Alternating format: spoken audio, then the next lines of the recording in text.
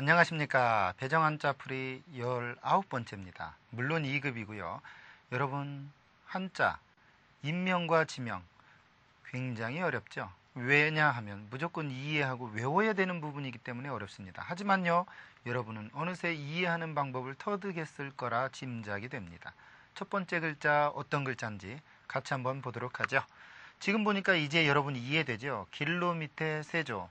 길가의 새가 뭘까? 그렇죠. 길가에 옛날에 흔히 볼 수 있었던 새가 뭐냐? 그건 백로고 해오락이었죠. 그래서 이게 백로로자입니다. 우리 노량진 이해가 되죠. 백로가 많은 들보 같은 데 충분히 앉았던 나루터 노량진이란 얘기예요. 그러니까 요즘에는 노량진에 백로가 해오라기가 많이 오는지 어쩌는지는 모르겠지만 중요한 건 예전에는 틀림없이 거기에 백로가 많았다는 겁니다. 그래서 백로로 들보량 나루터진 자입니다. 나루터진 이해되죠? 우리 그래서 한강에 진자를 넣은 게 뭐 굉장히 많잖아요. 무슨 진 무슨 진 무슨 진 전부 나루터, 즉 배가 될 수 있고 출발할 수 있었던 곳을 진이라고 그래요. 노량진도 그랬단 얘기죠. 또 다른 글자 보도록 하죠. 이번 글자는 노둔하다 할 때 쓰는 자이기도 하고 노나라 이름 노자입니다. 같이 보도록 하죠. 물고기어 밑에 말할 왈자입니다. 이게 가로왈자예요. 날일이 아니고. 즉 물고기처럼 말한다. 뭐예요? 입만 뻐끔뻐끔 한다는 얘기죠. 그런 사람들의 특징이 둔하고 어리석죠. 그래서 이것을 둔할로 어리석을 노라고도 하고 아마 당시에 물고기의 그 형태처럼 무언가 있었던 나라가 노나라였던 모양이죠. 그래서 노나라 노자입니다. 우리가 그래서 아이고 저 미련 곰탱이 참 노둔하다 할 때 쓰는 둔할로자에 둔할둔 노둔 할 때 쓰는 자죠. 중요한 건 저처럼 가무에 능하지 못한 사람들은 특징이 합창할 때 입만 뻐끔뻐끔합니다. 왜 그런지 알죠? 앞에 선생님이 계시는데 입이라도 벌려야지. 안 벌리면 꼭 독창을 시키거든요. 혼자 독창할라 치면 알죠. 여럿 죽습니다. 여럿 뒤집어져요. 제 노래 들은 사람들 2번 다시 마이크 안 줍니다. 줬다가 난리가 나거든. 이게 무슨 얘기냐? 노둔하다는 건요. 즉 둔하다는 건 물고기처럼 입만 뻐끔뻐끔 하는 거예요. 도대체 뭔 자기 의견이 있는 건지 없는 건지 모른다는 얘기죠. 이것을 둔하다라고 했고 이것을 노라고 표현한 겁니다. 또 다른 글자 보도록 하죠. 이번 글자는 성노자입니다. 성신호 같이 볼까요? 거물로라고도 하는 자인데 이것은 호랑이죠. 호랑이 그릇. 이게 뭔 얘기일까요? 즉 호랑이를 그릇에 담을 정도로 큰 그릇을 뜻했던 큰 그릇은 로자였다가 그 그릇이 검은빛이 띄면서부터 거물로라고 하고 그 거물로가 어느덧 아마 속이 검은지 얼굴이 검은지 아마 그 사람들이 그랬는 모양이요. 그래서 이게 성씨 노로 쓰이죠. 이거 말 조심해야 될 판 같은데 이 노호라는 건 뭐냐? 일종의 웃는 소리라든가 어떤 소리가 목구멍에 있다는 뜻으로 소리를 내지 않고서 웃는 것을 말할 때 노호라고 그래요. 참 묘하죠. 호랑이를 그릇에 담을 수 있을 정도로 큰 그릇이다. 그랬던 것이 그 그릇이 검은 빛을 아무래도 그 큰 그릇은 뭘로 만들죠? 노쇠로 만들죠. 이 노쇠는 다 시커멓잖아요. 옛날 부엌을 가봤나요? 그 노쇠 그릇이 얼마나 커요. 그런데 다 시커멓죠. 그런 시커먼 그릇이었다 보니까 거물로로 쓰이고 그 거물로가 어느새 성로로 쓰이면서 노씨성을 가진 사람들이 그렇게 쓰인 겁니다. 어쨌든 노씨성들을 가진 사람들이 얼굴이 검든 어느 부분이 검든 검었던 모양이죠. 또 다른 글자 보도록 하겠습니다. 저 학생 노씨성을 가진 학생 무지하게 노를 내는군요. 성을 냅니다. 그랬는지 어쨌는지는 추측할 수밖에 없는 문자라는 얘기죠. 이번 글자 같이 보도록 하죠. 초두가 들어갔습니다. 풀과 관계가 있죠. 즉 초목 중에서 가늘고 검은빛을 띤 풀이라는 데서 갈대죠. 그래서 이걸 갈대로라고 합니다. 즉 초목 중에서 가늘고 길면서 검은빛을 낸다. 누리틱틱한 게 뭐냐? 갈대다 해서 갈대로. 우리가 노적가리 할 때 노적, 그 다음 뭐예요? 노원구 할 때 쓰는 노원구. 틀림없이 노원구에는 갈대가 많은 그런 언덕배기가 있었던 모양이죠. 그래서 노원구다 이렇게 했을 겁니다. 한자만 봐도요, 그 지역의 특성이 금방 나오죠? 지명에 들어간 한자는 더욱이나 그렇습니다. 또 다른 글자 보도록 하죠. 이번 글자는 좀 멀다라는 뜻의 글자입니다. 같이 한번 볼까요? 이게 동관요라는 뜻, 즉 불붙은 곳에서 떨어져 멀리 간다는 데서 멀요자입니다. 이게 동관요라고 해서 뭔가 불빛을 붙여들고서 공부하고 뭔가 사람이 이렇게 열심히 모여있는 그런 뜻인데, 불붙은 곳에서 떨어져 나간다는 데서 멀요자입니다. 우리 요원하다, 요동성, 요동 할 때 쓰는 자입니다. 그러니까 왠지 이 멀요자는요, 불빛을 들고 밤늦게까지 있었던 사람들이 관원이에요. 소위 말하면 동료였단 말이에요. 그러다가 그 사람의 변이 빠지고 불붙은 곳에서는 멀리 떨어진다. 그런 뜻에서 멀요가 생겼다는 겁니다. 또 다른 글자 보도록 하죠. 이번 글자는 성류자라고도 하고 우린 죽일류라고도 하는 자입니다. 같이 보겠습니다. 원래는 이렇게 생겼죠. 우리는 그래서 이걸 묘금도유라고 하죠. 이게 토끼묘, 우리가 이거 뭐라고 그래요? 쇠금, 칼도. 그래서 묘금도류라고 하는 자인데, 원래는 그건 뭐 억지로 만든 파자를 통한 글자고요. 원래는 죽일류자죠. 이렇게 문 닫은 모양과 그 다음에 쇠죠. 그 다음 쇠칼이에요.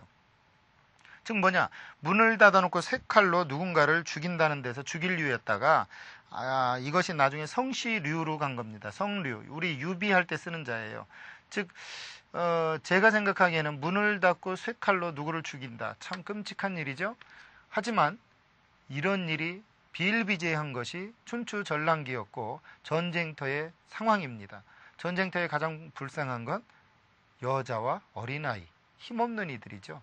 칼만 들으면 전부 폭도로 변하니까요. 어쨌든 이 성류자는 어원적으로는 류는 죽일 류였다가 나중에 성류로 쓰이는 그런 글자가 되겠습니다. 아마 죽은 데서 살아남은 이들이 가까스로 자기들이 그것을 기억에 남기기 위해서 류라고 하지 않았겠나 추측할 뿐입니다. 또 다른 글자 보도록 하죠. 네, 이것은 산 이름 륜자입니다. 같이 볼까요? 매산 밑에 뭉치륜이죠. 즉 무슨 얘기냐, 산의 모양이 뭉치처럼 이렇게 모여 있다는 데서 산 이름 륜자입니다. 우리 곤륜산 할 때, 네, 우리 저기 무협 영화 같은 데서 곤륜산 많이 나오죠. 산 이름 륜자입니다. 사실은요, 지명이든 이름이든 뭐가 됐든 간에 그것은 그 당시 그곳의 위치와 상황에 맞게끔만 만들어진 자지, 요즘 보면 그런 형체도 남아있지 않은 곳이 있어요. 왜냐하면 상전벽해라고 하루가 다르게 변하니까요. 이 대치동 같은 데 보십시오. 원래는 큰 대자에다가 언덕치예요. 큰 언덕이 있어서 대치입니다. 그런데 지금 가니까 언덕은 고사하고 무슨 아파트만 잔뜩 있습니다. 그 개포동, 원래 우리는 개도 살기를 포기한 동네라고 배웠는데 어느 날 보니까 개포동이 강남에서 제일 비싼 동네가 됐어요. 이 물가 포자 쓰거든요. 거기에 물가가 이렇게 좀 흘렀다는 얘기예요. 시냇물이. 그런데 지금은 뭐 시냇물 찾아볼래야 찾아볼 수도 없죠. 무슨 얘기냐, 지명은 당시 상황이었지 현재는 아닐 수도 있으니까 여러분이 잘 연상해서 기억해 두시기 바랍니다. 또 다른 글자 보도록 하죠. 이번 글자 너무너무 이해하기 쉽습니다. 같이 볼까요? 나무목, 이게 넉사자죠. 모방, 즉 나무가 넉사자처럼 이렇게 모가 난 것, 즉 그래서 이거 네모릉자예요. 네모릉, 이렇게 네모릉. 즉 무슨 얘기냐면 나무가 이렇게 사각이 져가지고 사각이잖아요. 넉사자의 모방이니까, 모방은 여기를 얘기하니까, 끝을 얘기하니까, 그러니까 나무가 네 모퉁이로 딱 되어 있는 게 뭐냐? 네모죠. 그래서 이것을 뭐라고 그러냐, 네모릉이라고 합니다. 우리 능엄경이라는 게 불교의 경전 중에 하나가 있는데 이 능자는 네모릉자입니다. 우리 그래서요, 수학이나 어디에 능각을 구하시오, 뭐 이런 말, 좀 너무 어렵군요. 여러분한테 네모의 각을 구하시오 그럼 쉽죠. 어쨌든 뭐 90도 90도 90도 뭐 더하면 어떻게 뭐 딱 나왔던 기억이 있는데, 이 능이라는 건 그런 글자입니다. 또 다른 글자 보도록 하죠. 이번 글자는 기린린자입니다. 같이 볼까요? 사슴농 옆에 이웃린자죠. 즉 이웃 가까이에 사슴처럼 생겨서 이웃에서 가까이 사는 습성이 있었던 것 중에 하나가 기린이다 해서 기린린자. 우리 기린아 그러면 기린기, 기린린, 아이야. 즉 기린은 무리 중에 빼어나게 목이 길고 그렇기 때문에 눈에 금방 띄었죠. 기린아, 즉 무언가 한 세상을 풍미하고 지나갈 수 있는 그 뛰어난 아이들을 기린아라고 그럽니다. 그러니까 충청도 사람은 이렇게 발음하지만 다른 데는 길이나 뭐 그렇게 발음했다는 아주 어줍지 않은, 아무도 웃지 않는 농담을 하는 제가 너무 썰렁합니다. 네, 다음 글자 보도록 하죠. 네, 이번 글자는 이게 부족명으로 쓰이는 글자입니다. 같이 볼까요? 가죽형 옆에 끝말. 무슨 얘기일까요? 즉 가죽을 나무 끝에 말리는 습성이 있는 부족의 이름 말갈족이다 해서 말갈말자입니다. 즉 부족 이름이죠. 우리 말갈족 하면요, 함경도 북쪽에 살던 부족 이름입니다. 즉 나무 끝에다가 가죽을 말리던 습성이 있고 가죽을 가지고서 생활하던 소위 말하면 부족의 습성이다. 이것이 말갈족이다 해서 말갈말이라는 글자입니다. 그러니까요, 그 지명이든 인명이든 어떤 부족명이든 보면 그 당시에 습성이 고스란히 배어 있죠. 또 다른 글자 보도록 하겠습니다. 이번 글자는 맥국이라는 나라 이름입니다. 같이 볼까요?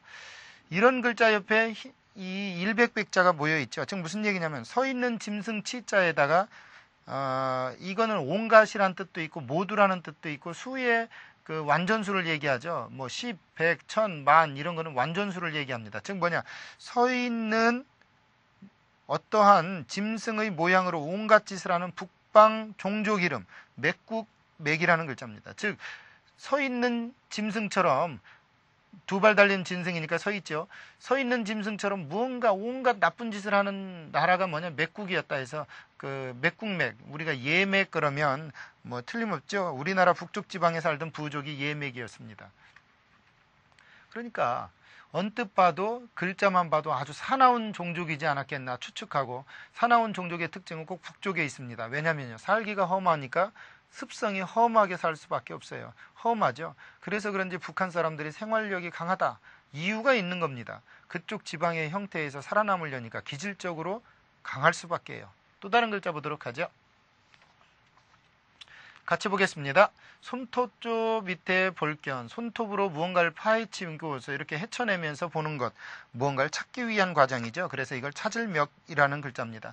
우리 목멱산 하면 서울 남산의 옛 이름이 목멱산인데, 아무래도 나무가 너무 많아가지고 그 나무를 이렇게 손으로 헤쳐가면서 보아나가는 산이 목멱산이었다. 그런데 지금은 헐벗었죠. 개발이 하도 돼서요. 중요한 건 뭐냐, 손톱으로 무언가를 헤쳐가면서 보는, 그렇게 운 것은 무언가 찾는다 해서 찾을 멱자입니다. 그러니까 어원적으로만 이해해도 여러분이 손톱조 배웠고 볼견 배웠습니다. 그것도 부수에서 배웠죠. 부수 글자를 이용해서 이렇게 한자를 만들어낼 수 있는 겁니다. 또 다른 글자 보도록 하죠. 이번 글자는 면류관과 관계가 있네요. 면류관이라는 게 뭐죠? 모르나요? 기독교인들은 웬만한큼 알 텐데 같이 보겠습니다. 이게 무릅쓸 모자의 어원이고 이건 면할 면자예요. 즉 죽음을 무릅쓰고 싸워 죽음을 면한 이들에게 씌워주는 관을 면류관이라고 그래서 이거 면류관 면인데, 면류관 그러면 원래의 의미는 옛날 임금 또는 대부 이상의 정복, 즉 그 정장의 복장에다가 쓰던 관을 면류관이라고 그랬습니다. 즉 면류관의 특징은 위험을 무릅쓰고 죽음을 면한 이들에게만 씌워주는 거예요. 이것이 면류관이에요. 그러니까 기독교인들이 면류관을 쓴다는 것은 어쨌든 이 세상에 무언가는 면해야만 쓸 수 있는 겁니다. 또 다른 글자 보도록 하죠. 이번 글자 물과 관계 있습니다. 같이 볼까요? 삼수변 있고 뭔가 막히로자에 어원이 붙어 있죠. 즉 뭐냐, 물이 막힘없이 흘러간다는 데서 물 이름 면자, 또 물이 막힘없이 흐르다 보면 물이 다 빠지죠. 그래서 이게 빠질 면자입니다. 우리 면천 그러면은요, 충남 당진에 있는 지명 이름인데 이곳은 아마 물이 쉼없이 흘러갔을 겁니다. 그래서 물 이름 면 또는 빠질 면, 뭐 물이 잘 빠졌는지 사람이 잘 빠졌는지 모르지만 물이 잘 빠져나갔기 때문에 면천이라고 하지 않았겠나, 이렇게 생각이 됩니다. 틀림없이요, 물과 관계 있는 건 물과 관계 있는 어떤 습성이 있고 지역의 어떤 형세가 있습니다. 또 다른 글자 보도록 하죠. 네, 이 글자는요, 참 재미있게 만들어진 글자인데 같이 볼까요? 사람인 옆에 면할 면, 즉 뭐냐, 사람이 고생을 면하려면 힘을 써야 된다 해서 이게 힘쓸 면자예요. 그리고 힘쓰다 보면 허리를 꼭 굽힌다 해서 구부릴 면자입니다. 우리 면항, 구부리고 울어다 쳐다보는 걸 면항이라고 그래요. 그러니까 여러분 힘쓰십시오. 힘쓰는데 고생을 면하기 위해서 힘을 쓰시고, 또 하나는 고생을 면하기 위해서라기보다는 뭐냐, 자기 자신의 성취를 위해서 힘쓰십시오. 그것이 인생에서 나태함을 면하는 유일한 길입니다. 오늘 강의 여기까지입니다. 감사합니다.